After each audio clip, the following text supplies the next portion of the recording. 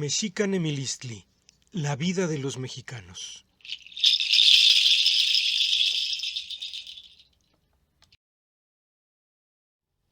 Bienvenidos a un nuevo programa de esta serie. Tizempaqui Nanmixtlajpaloan o Niutitzihuan. Estamos muy contentos de saludarlos nuevamente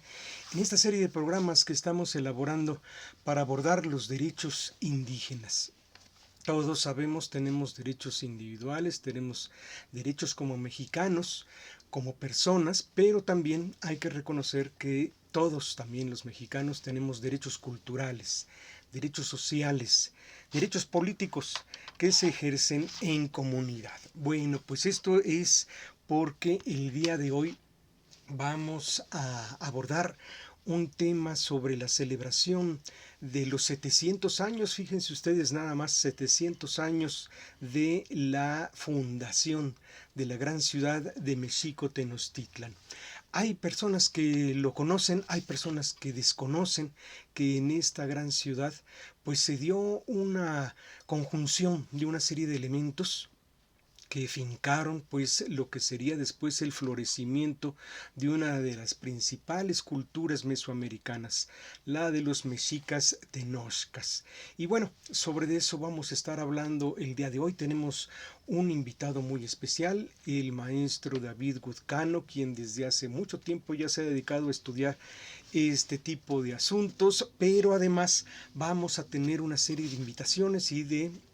propuestas que queremos invitarlos a participar. Aquí vamos a estar entonces compartiendo con ustedes una serie de reflexiones sobre lo que son los derechos culturales para realizar nuestras investigaciones, puede ser, nuestros estudios, sí, pero sobre todo llevar a la práctica a través de eventos sociales como pueden ser las ceremonias, los rituales,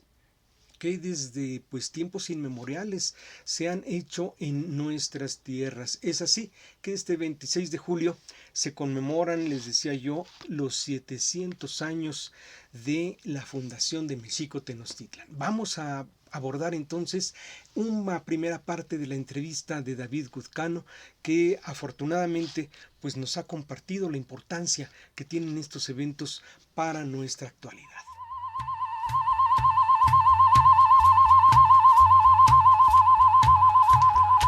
Bueno, pues estamos ahora aquí reunidos con un gran amigo de toda la vida, David Guzcano,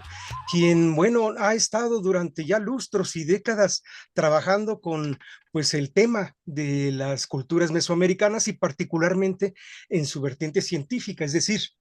cómo es que el conocimiento que nuestros antepasados desarrollaron a lo largo de los años, pues se vio reflejado en su propia vida, en sus rituales, en su comida, inclusive en su forma de organización. Pero bueno, vamos a estar platicando con David Guzcano. Muy buenas tardes, David. ¿Cómo has estado? Muy bien, muy buenas tardes a todos. Un gusto de estar aquí conversando con ustedes. Platícanos en principio, ¿quién es David Guzcano? Desde que ya tanto tiempo que ha estado trabajando estos temas. Pues mira, yo me he movido en dos áreas. Por un lado, pues en el aspecto académico, en la Escuela Nacional de Antropología, especialmente en el Seminario de Arqueastronomía que dirige el doctor Stanislao Benisewski, el doctor Jesús Galindo Trejo.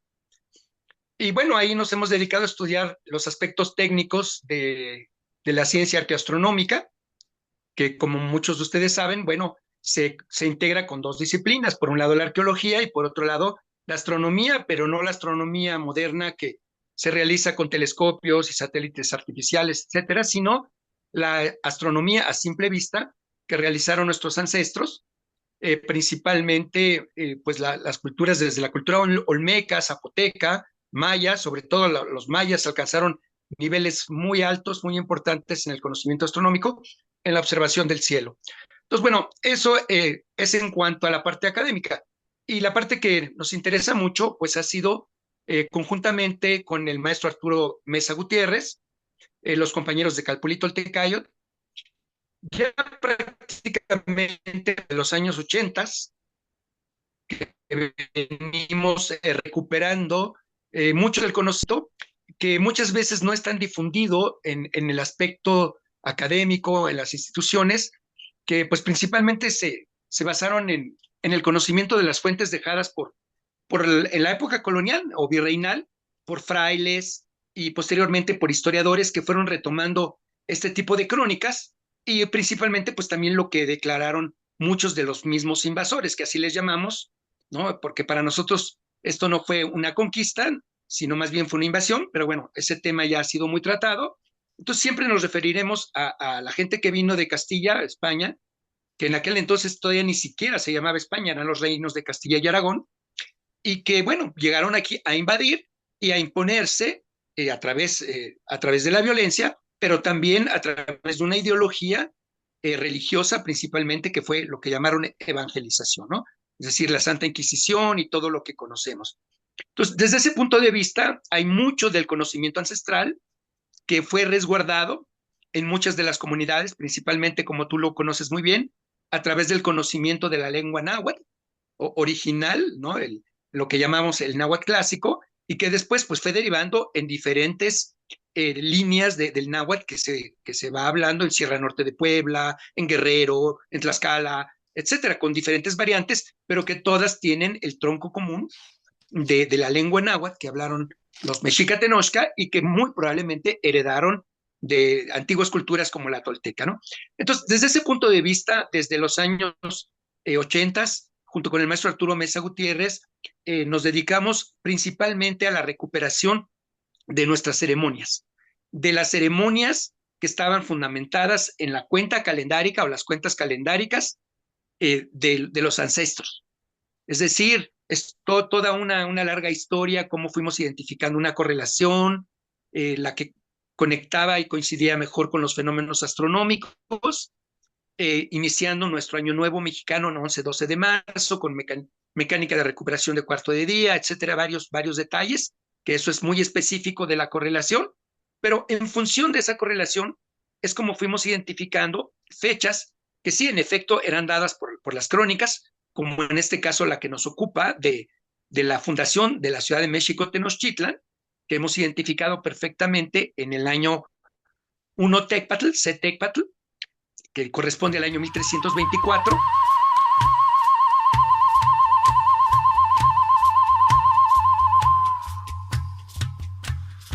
Para el momento del portento, cuando los ancestros mexica tenochca se encuentran con el simbolismo del águila que representaba al sol, como Huitzilopochtli, pero como el sol mismo irradiando su luz y su calor, en un punto radiante,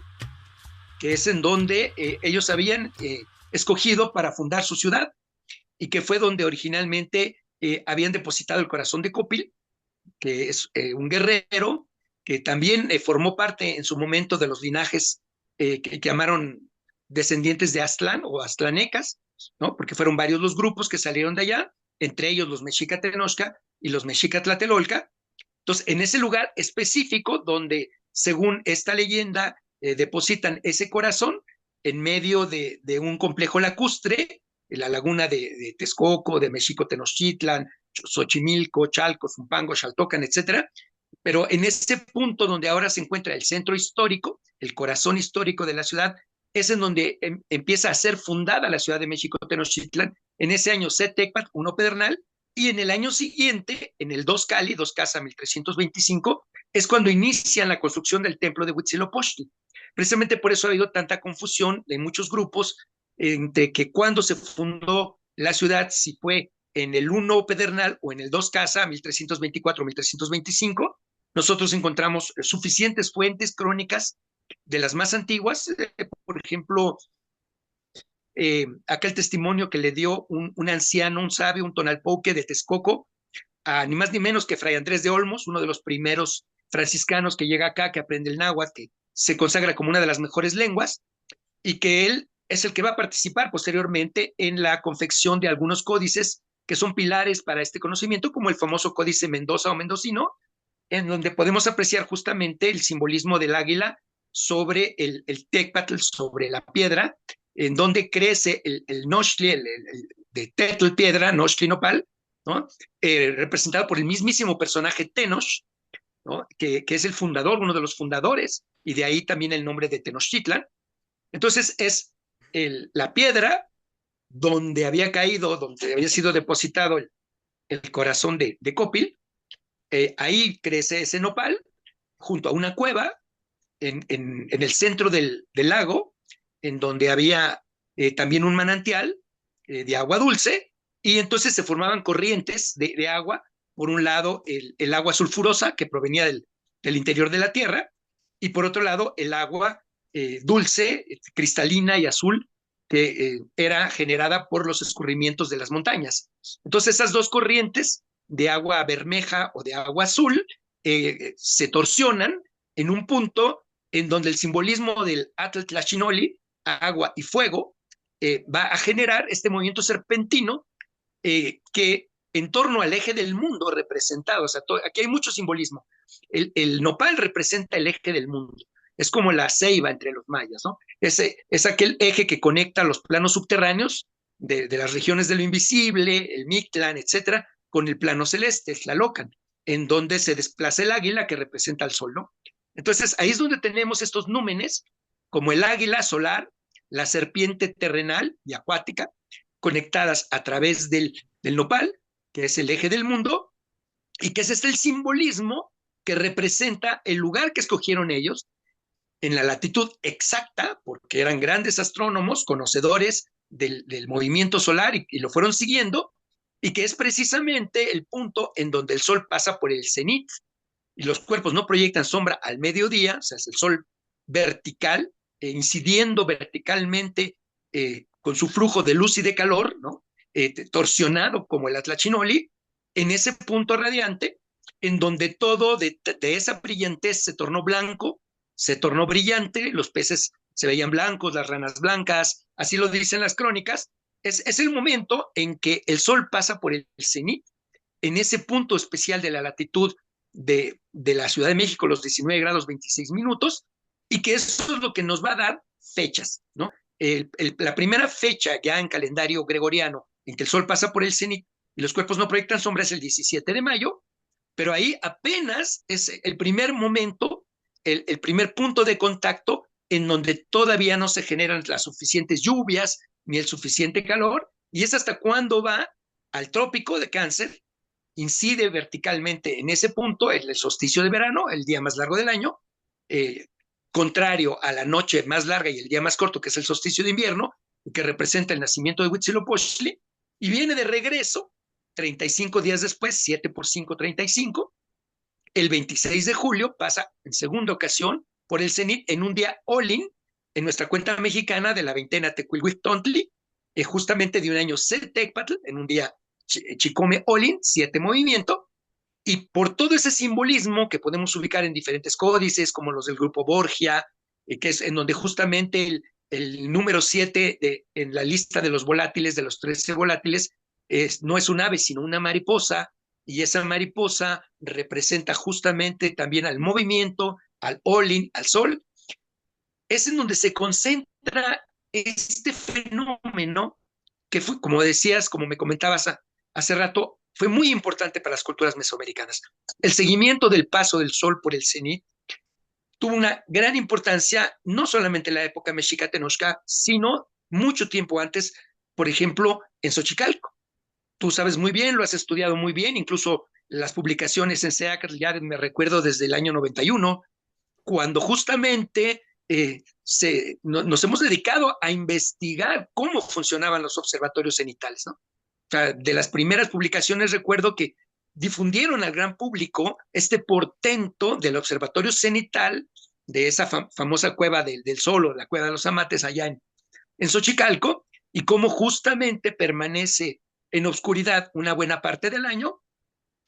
y 52 días antes del solsticio de verano se empieza a iluminar las paredes, y justamente para la latitud de Xochicalco, digamos el 15 de mayo en primera ocasión, el 29 de julio en segunda ocasión, el rayo es totalmente vertical y se ve proyectado justamente ahí en el piso, incluso la gente coloca su mano, da el efecto como si fuera una radiografía, rayos X, un portento del haz de luz, como dentro de la cueva en plena oscuridad se puede percibir este fenómeno y la importancia que tuvo para estas civilizaciones cuando justamente el sol recto incidía en un punto radiante, en una latitud específica, y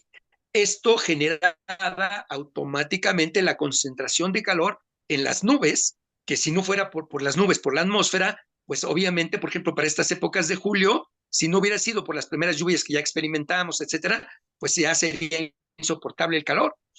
Entonces, justamente ahí es donde entra en juego estos principios, estos símbolos, como el caso de la representación de Tlaloc,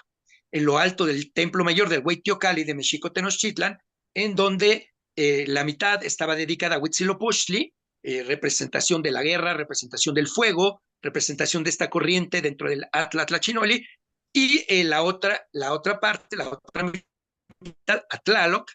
de color azul, representación del agua, de la lluvia, de la frescura, de la fertilidad, del crecimiento de las plantas, del maíz, etcétera, ¿no? Entonces, este sagrado y eterno equilibrio entre las dos fuerzas, es decir, la luz y la sombra, el frío, el calor, el movimiento, el reposo, pero el fuego solar y el agua, ¿no? Que es la fuente de la vida. Entonces, esto fue lo que buscaron los mexicas en ese simbolismo que a la postre ha venido a formar parte de nuestro escudo nacional, claro, un poco transformado ya por la ideología que llegó con el invasor, en donde la serpiente se ve sometida por el águila, cosa que nunca hubiera sucedido en el simbolismo original, porque obviamente la serpiente pues, era el símbolo de la sabiduría, el símbolo de la energía ondulante en movimiento, que cambia de piel como la tierra, el concepto Quetzalcóatl, por ejemplo, la hermosa serpiente de luz, etcétera, etcétera, ¿no? Entonces, por eso tenemos esculturas muy importantes en la Sala Mexica del Museo Nacional de Antropología, de manufactura mexica indudable, en donde vemos cómo está el águila, pero no está devorando a la serpiente, está posada sobre la serpiente de cascabel, así como el sol cuando se posa sobre el horizonte, ya sea al momento del atardecer, que finalmente pues, es el simbolismo que nos dejó en su nombre nuestro joven abuelo Cuauhtémoc, que como todos sabemos, pues no es águila que cae y se estrella contra el piso como un bulto, sino águila que desciende, venerable señor, águila que desciende y que es el sol mismo descendiendo, ¿no?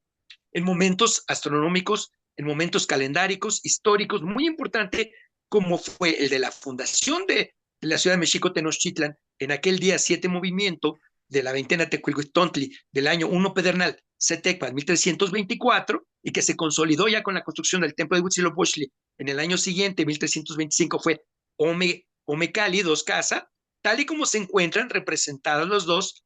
en el monumento de manufactura mexica, indudable,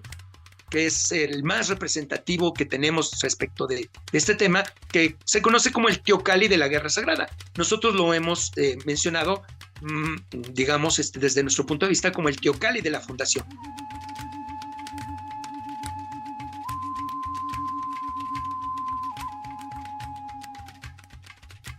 Porque es la única piedra, el único testimonio pétreo de manufactura mexica indudable, en donde podemos apreciar el águila parada sobre el nopal, que crece en esa piedra, en ese islote, pero a un lado de la cueva, y en el fondo del agua, del lago, sumergido el personaje Axolowa, que como nos señalan las crónicas, fue aquel de ese grupo de fundadores que primero tuvo que ir a pedir permiso a Tlaloc, que era, digamos, el dominador originario de este territorio, de la época otomí, y que cuando llegan los Mexica-Tenochca tienen que ir adaptando estas tradiciones antiguas, previas a ellos, a su instalación, para poder iniciar el esplendor de un pueblo guerrero y que va a dominar estos territorios, pero que al mismo tiempo va a trazar los ejes de distribución y de construcción con contenido y con fundamento astronómico, como es el eje Culhuacán o Tenayuca-Culhuacán, y que lo vemos representado en el Códice Mendocino o Mendoza, y que lo vemos también representado en piedra, todavía en la fachada de la iglesia del siglo XVI de Tenayuca. Entonces, ahí están los dos glifos en piedra, el de Tenayuca y el de Culhuacán, que está representando el eje norte-sur, o noroeste-sureste, ¿no? A un lado del cerro que llamamos ahora de la Estrella, el Huizachtépetl, que fue muy importante porque fue en donde se registran los últimos encendidos de fuego nuevo, el último 1507, que vamos a cumplir 520 años, dos periodos de 260 en el año 2027, y que ese eje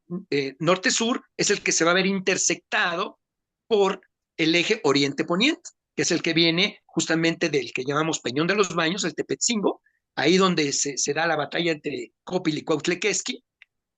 y de ese Peñón de los Baños frente al Aeropuerto Internacional de la Ciudad de México se traza el eje oriente-poniente hasta el Cerro Totoltepetl, que conocemos como el Cerro de los Remedios, y que justamente el punto de intersección es precisamente en una de esas dos ciudades duales, que fue Mexico-Tlatelolco y que fue la ciudad gemela de Mexico-Tenochtitlan, en donde se produce este portento, y que, como te digo, esa escultura es un águila con sus plumas, sus garras, todo, pero con cabeza de jaguar. Entonces eso nos está representando el sol águila, sí, pero también el sol jaguar.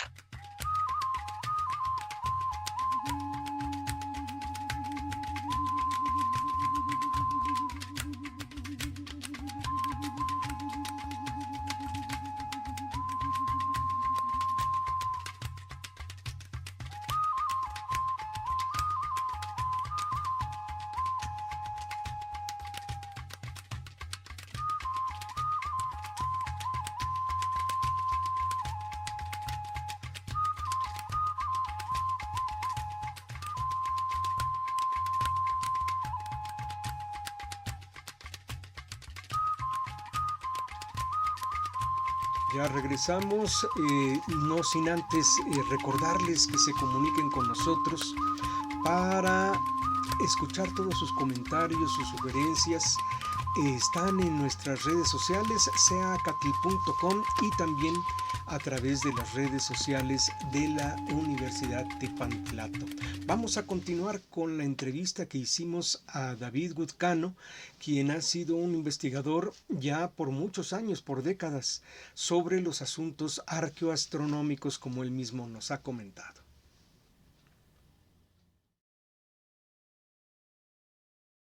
Es decir, el sol que vemos de día cuando pasa por el cenit 2 veces al año, los cuerpos no proyectan sombra, como ese momento que significó el portento original de la fundación de México Tenochtitlan, pero también su complemento, que es cuando pasa por el cenit, es decir, por el otro lado, cuando no lo vemos, pero sí identificaron nuestros ancestros mexica grupos de estrellas que pasaban por la meridiana en ese momento, medio año después de los pasos cenitales. Entonces, así como hay dos pasos del sol por el cenit, fenómeno que fue muy estudiado por Celia Nuttall,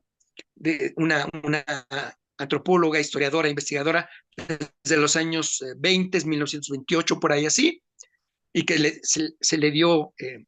digamos, se puso en relieve no solamente conocer el fenómeno, sino identificar para muchas de las escuelas primarias de aquel entonces que este momento era un momento ceremonial que había que ser recuperado con danzas, con ceremonia,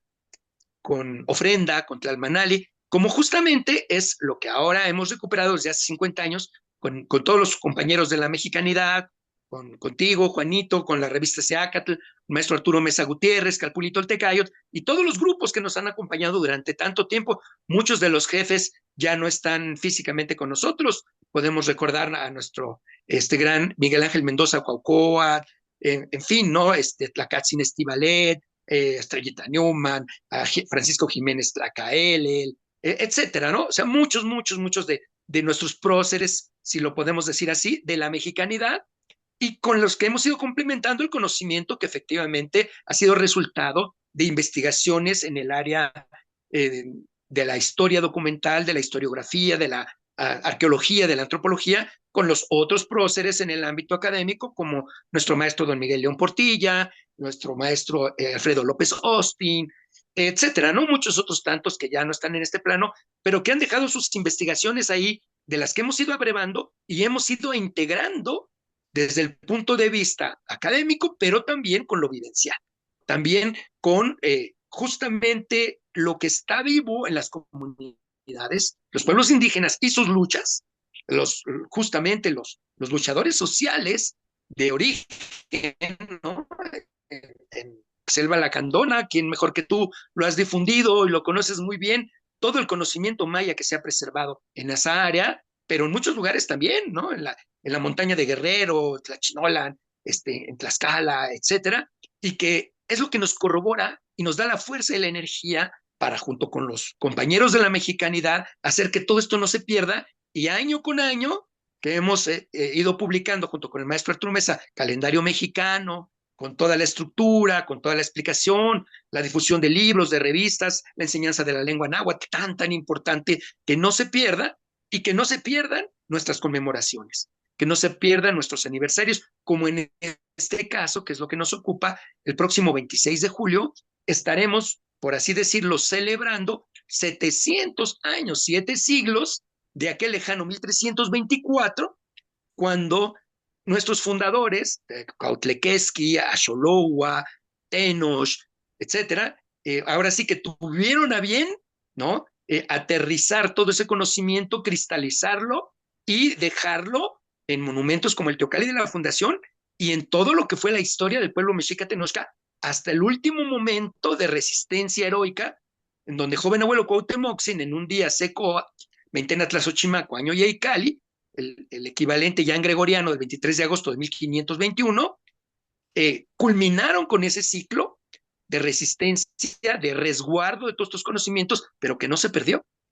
que vino en resistencia de ahí a través de movimientos ya sincretizados, como el movimiento Los Hermanos Concheros, durante mucho tiempo, desde la Batalla de Sangremal, todo esto, y obviamente aceptando pues la nueva ideología, ahora sí que se impuso a sangre y fuego, la Inquisición, etcétera, pero sin perder la danza, sin perder las ofrendas, sin perder los cantos, ahora sí como dirían nuestros ancestros, ¿no?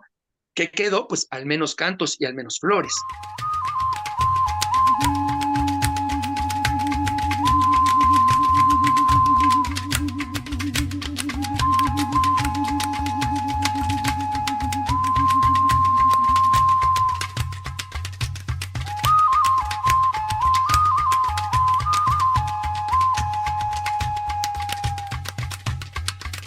Entonces, por eso, aunque 7 siglos para la cronología ancestral mexica Tenochca no es exactamente un número que hubiera sido susceptible de ser celebrado, porque como sabemos, nuestros ancestros no celebraban siglos de 100 años, o como es ahora, bodas de plata, bodas de oro, 50 años, décadas, lustros, o centenarios o bicentenarios, como fue en aquel entonces, pero sí es el antecedente de que estos 700 años, dentro de 2 años, cuando cumplamos 702, nos van a llevar a algo muy importante, que será justamente en el año 1 Conejo, Setochtli, de 2026, en donde estaremos celebrando, ahora sí, algo muy importante, un periodo de 13 por 52, que son 676, que es la duración de un sol, una era en Piedra de los Soles, en la leyenda de los soles en Códice Chimalpopoca, Anales de Cuautitlán, y la mitad de 52 años, que es el periodo de transición de 26 años. Entonces, ahí sí, 676 más 26 son 702, y ¿qué es lo que tendremos que celebrar? Ahora sí que acá entre nosotros, para la comunidad, un ciclo astronómicamente determinado, calendáricamente determinado, en donde seguramente la naturaleza nos irá marcando muchos cambios que de por sí ya los estamos viendo, ¿no? Cambio climático, etcétera, ¿no? Lluvias en exceso, convulsiones y demás, pero que no deja de ser, digamos, singular para el aspecto de cómo nos manejamos actualmente con esta cronología venida del continente europeo, de 100 años, 200 años, bueno, serán los 700 años, que oficialmente el gobierno de la Ciudad de México esperemos que lo tome en cuenta, de tal manera que incluso ya están poniendo ahí una maqueta en el Zócalo, réplica del templo Kukulcán en Chichén Itzá, durará algunos días, llegará el 26 de julio y ahí estaremos con todos los compañeros de la danza, de la tradición, de las ofrendas, para marcar estos 700 años y dándoles la palabrita de tal manera que no olvidemos que cuando lleguen los 702 años, que serán 9 periodos de 78 son 6 trecenas, deberemos de celebrar en grande ese ciclo fundacional muy importante, que además fue marcado por los ancestros. Lo vemos perfectamente bien en los códices y en las crónicas. En el mismo Códice Mendoza se señala que justamente 52 años de aquel 1324 y 1376 ya estaban eligiendo a su primer Tlactuani oficialmente, que fue Acamapixtli, con todo lo que eso representó. Y luego, por ejemplo, en 1428, el abuelo Izcóatl, junto con su gran Cihuacóatl, asesor Tlacaelel, se lograron zafar del yugo tecpaneca y le dieron una aceleración y un esplendor tremendo a lo que iba a ser la cultura mexica tenochca, ¿no? Y así, desde cuando salieron de Aztlán, ahí dice que llaman Boturini, o tira de la peregrinación, que nos señala perfectamente cómo fue en un año Cetecpatl, 1064, cuando salieron de ese lugar con esa aventura para llegar, ahora sí, a la que sería su tierra fundacional, casi su sueño buscado durante tantos siglos prehispánicos y alcanzado, y que justamente 260 años, nótese, 1064 más 260, 1324. 260 años en años, equivalente a lo que sería en días un Tonalpohualli de 260 días. Entonces, por eso esos ciclos son muy importantes. Cuando en Coatepec, por ejemplo, nace Huitzilopochtli, se da toda esta famosa batalla contra los 400 surianos, la Coyolxauhqui, que representa la luna, todo un simbolismo mitológico, pero que tuvo una repercusión calendárica muy importante, porque eso también sucedió en un año Cetecpatl. Entonces, hemos estudiado muy bien, ahí está la agenda que hemos difundido con la compañera Isabel Causar, el maestro Arturo Mesa Gutiérrez, y todos los compañeros de la mexicanidad, en donde mostramos muchas de las citas de la bibliografía documental, de cómo corroboramos todos estos procesos de 52 años, 104, la Huitzilopochtli, 260, siempre en función de las observaciones astronómicas, como los solsticios de verano y de invierno, el recorrido extremo al norte y al sur, en los trópicos, y obviamente los pasos del sol por el cenit, muy importantes en la latitud específica en donde se fundó Mexico Tenochtitlan, 17 de mayo, 70 días antes del 26 de julio, mitad de 70, 35 antes, 35 después, que es 7 por 5, el 7 muy importante siempre desde las primeras 7 familias que salieron desde Aztlán, desde el simbolismo de los plumones que se representaban ahí en el Códice Mendoza, los colores del arco iris, el olin, mariposa, chicomepapalot, etcétera, etcétera, ¿no? Entonces, los números para nuestros ancestros tenían su propia esencia, su propia energía, eran sagrados. Entonces, por eso hablamos siempre de los números sagrados, como Macuili, que es el 5, como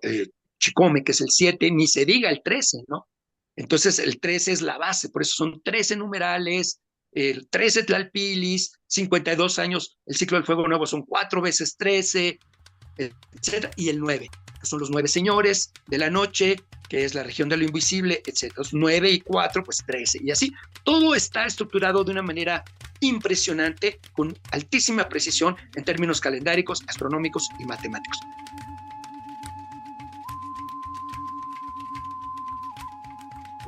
Sí, por supuesto. El llamado, primero que nada, es la invitación a estar todos juntos, todos unidos, el 26 de julio al mediodía astronómico, 12:43, ahí en la plancha del Zócalo, el corazón de Mexico Tenochtitlan, para la gran celebración del 7º aniversario, los 700 años, ¿no? No es bicentenario ni centenario, son 700 años. Muy pocas ciudades en el mundo tienen ese orgullo y ese privilegio de celebrar 700 años de continuidad histórica de la fundación de su ciudad, en este caso, Mexico Tenochtitlan. Entonces, todos allí, con la danza, con la tradición, con la fuerza, que además nosotros ya como movimiento, pues cumplimos prácticamente 50 años desde que nuestros próceres, muchos ya en otro plano, iniciaron todo esto. El único que nos queda de más de 86 años es el maestro Arturo Mes, físicamente con nosotros. Muy bien. Entonces, pues por ahí nos vemos, ahí está la invitación, un gran abrazo.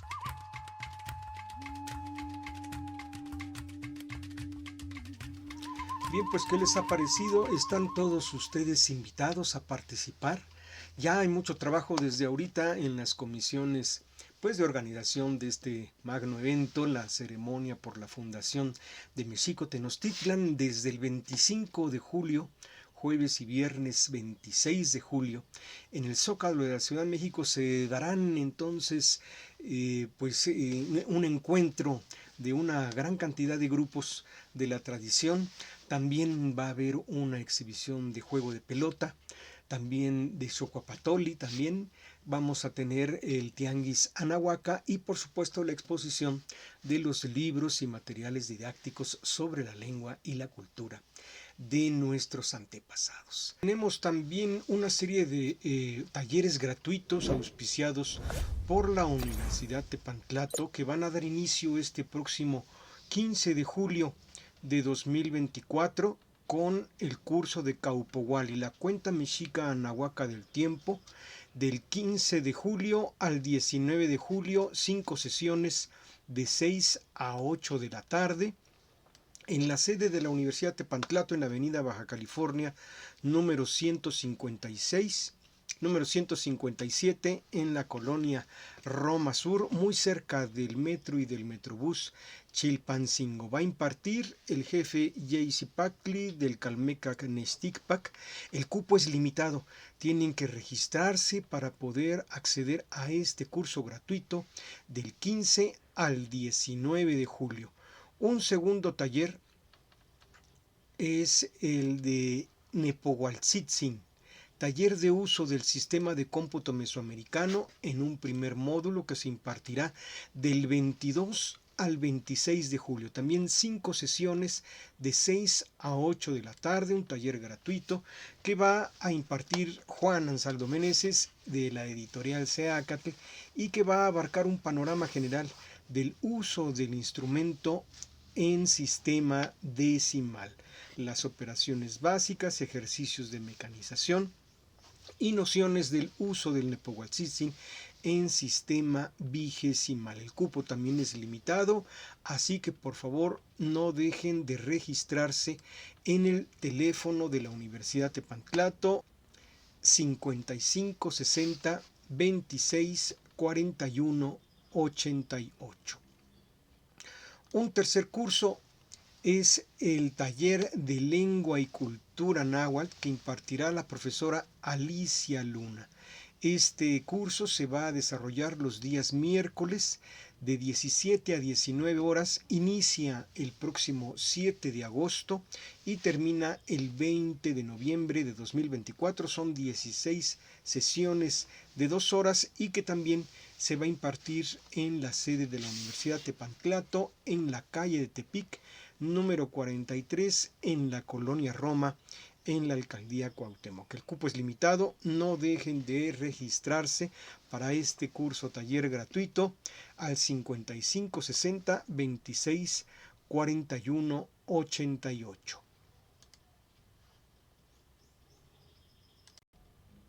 Les recordamos que siguen las acciones para justamente exigir justicia, la presentación con vida de los tantos desaparecidos que hay en nuestro país y particularmente de nuestro compañero Félix Emiliano Jiménez Pérez, integrante pues de la gran familia de la Universidad Indígena de Chimalhuacán, que fue desaparecido hace unos días y que se va a realizar una nueva actividad este próximo 11 de julio a las 4 de la tarde, una marcha que se va a desarrollar del Ángel de la Independencia al Zócalo, exigiendo que no haya ningún desaparecido más y que aparezcan con vida todos nuestros compañeros. Bien, pues a nombre de todos los que hicieron posible la realización de este programa, les agradecemos mucho su atención. Esperamos el próximo programa también sea de su interés y que así nos lo manifiesten a través de sus mensajes y comentarios, a través de nuestras redes sociales en seacatl.com y también a través de las redes de la Universidad Tepantlato. Ni mismo clase Camachililiano, Nochisiwa, Nostinameguantin, Isquiscausepa, Inclanestia, Intonatio.